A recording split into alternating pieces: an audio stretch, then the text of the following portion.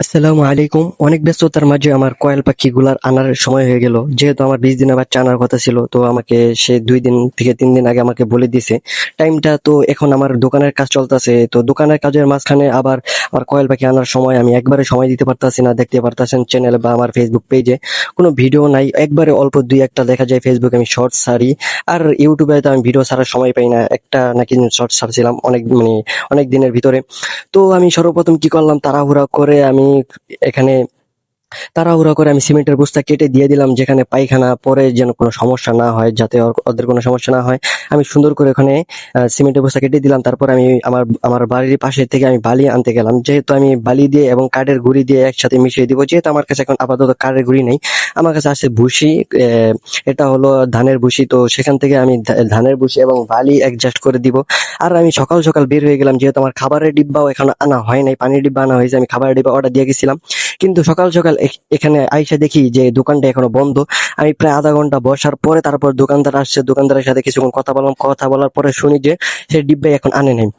মাথাটা পুরো গরম হয়ে গিয়েছিল। আমার কিচ্ছু করার নাই, আমার এত কাজের ভিতরে তাড়াহুড়োর মাঝে আমি তার সময় আধা ঘন্টা পিছনে সময় দিছি। তাও তারপরে আমি সোজা বাসায় এসে পড়ছি। বাসায় এসে তারপরে আমি আমার কাজগুলো আস্তে আস্তে করা শুরু করে দিলাম। আমি যেহেতু এখন পাখিগুলো আনতে যাব, পাখিগুলা আনার আগে আমি এই কাজগুলা করে থেকে গেলাম। এখানে আমি বালি দিয়ে এবং সুন্দর করে বালি দিয়ে এবং আমার ধানের তুষ যেটা চাল থেকে বের হয়, তো সেটা আমি এখানে বালি এবং এটাকে অ্যাডজাস্ট করে আমি সুন্দর করে মিশ্রণ করে এখানে আমি দিয়ে তারপর আমি সুন্দর করে বাড়ি থেকে বের হয়ে গেলাম ঝুড়ি নিয়ে। যেহেতু আমার এখনই যেতে হবে, এখন প্রায় 10টার দিকে আমি গাড়িতে উঠলাম একটি এসএনজিতে করে। আমার ছোট ভাইকে নিয়ে আমি সোজা আস্তে আস্তে হাঁটা দিলাম। তারপর আমি তাদের বাসায় গেলাম। তাদের বাসায় গিয়ে আমি তাদের সাথে কথা বললাম। কথা বলার পর এখানে আমি কয়েল পাখিগুলা দেখতে থাকলাম। তারপর কয়েল পাখি দেখার পরে আমার যেই বয়সী পাখিগুলা সেইটার ভিতরে আমি ঢুকলাম। ঢোকার পর আমার মন মতো আমি বেছে মেয়ে পাখিগুলা আনলাম। তার ভিতরে হয়তো কিছু ছেলে পাখি থাকার সম্ভাবনা আছে, সবগুলা তার মেয়ে আনা যাবে না। তো আমি দাম থেকে আমি একটু বেশি দাম দিয়ে আনছি, যেহেতু আমি সব বেছে বেছে আনছি। আর এটা হলো তার একটু আগে যেটা দেখতে পারলেন, এটা হলো তার সব ডিম পাড়া মেয়ে কয়েল পাখি। তারপর আমি সুন্দর করে আস্তে আস্তে বেরিয়ে আসলাম। তারপর তাদের থেকে কিছু পরামর্শ নিলাম। পরামর্শ নেওয়ার পর আমি সুন্দর করে বাসা থেকে বেরিয়ে আমি অটোতে করে সুন্দর করে আইসা পড়লাম। তারপর আমি একটা বাজারে থেকে আসার আগে আমি পাইপ নিয়ে আসলাম। বাজার থেকে আসার সাথে সাথে যে একসাথে চলে যাও, পাইপ নিয়ে যাই। তারপর পাইপটা সুন্দর করে কেটে আমি কয়েল পাখির ভিতরে সেট করে দিলাম। তারপর আমার কয়েল পাখিগুলো আস্তে আস্তে আমি একটা একটা করে ছেড়ে দিলাম। যেহেতু এখানে প্রথম ঝুড়িটা আমি একেবারে ধইরা ছাইরা দিছি, পরের বার আমি মনে করেন যে একটা একটা করে ছাড়ছি। যেহেতু আমি গুনারও সময় পাই নাই যে গুইনা গুইনা দিব কয়টা দিয়ে। আমি 70 পিস প্লাস আনছি কয়েল পাখি, তো আমি একটা গুইনাও দেই নাই। তো আমাকে সে একটা ওষুধ খাওয়াইতে বলছিল, লাইসোবিট। সেই ওষুধটা আমি পাইতাছি না, কারণ আমার দোকান বন্ধ ছিল যেই সময় আমি আসছি। আস্তে 2টা বেজে গেছে। তারপর আমি কি করব, তাড়াহুড়া করে কোনো ওষুধ না পেয়ে আমি গ্লুকোজটা দিয়ে দিলাম, যেটা মানুষের খাবারের জন্য। যেহেতু এটা কোনো ক্ষতি নাই, উপকার না হলে কোনো ক্ষতি হবে না। আশা করি উপকার হওয়ার কথা, যেহেতু ওরা অনেক দূর থেকে জার্নি করে আসছে। এটা খাওয়ালে একটু হয়তো ক্লান্তিটা কাটতে পারে।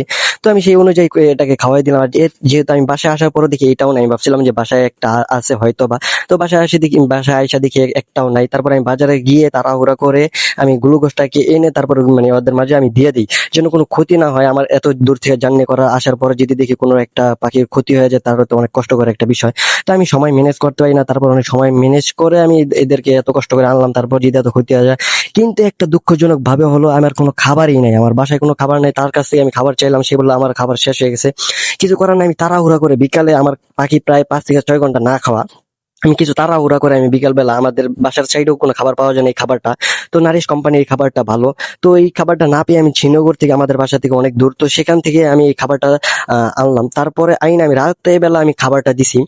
আর আমার কথা একটা ভুল আছে, আমি প্রথমে সেনজির কথা বলছিলাম, আমি সেখানে সেন্ট জুদাইনে অটোতে গিয়েছিলাম। আর আমি আরেকটা কথা বলছিলাম যে তার সব মেয়ে পাখিগুলো তার বীজ ডিমের জন্য ওই পাখিগুলো তৈরি করা হয়েছিল। 2টা কথা আমার ভুল আছে, সবাই ক্ষমা দৃষ্টিতে দেখবেন।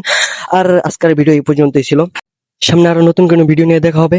আর সবাই আমার জন্য দোয়া করবেন। আসসালামু আলাইকুম রহমতুল্লাহ।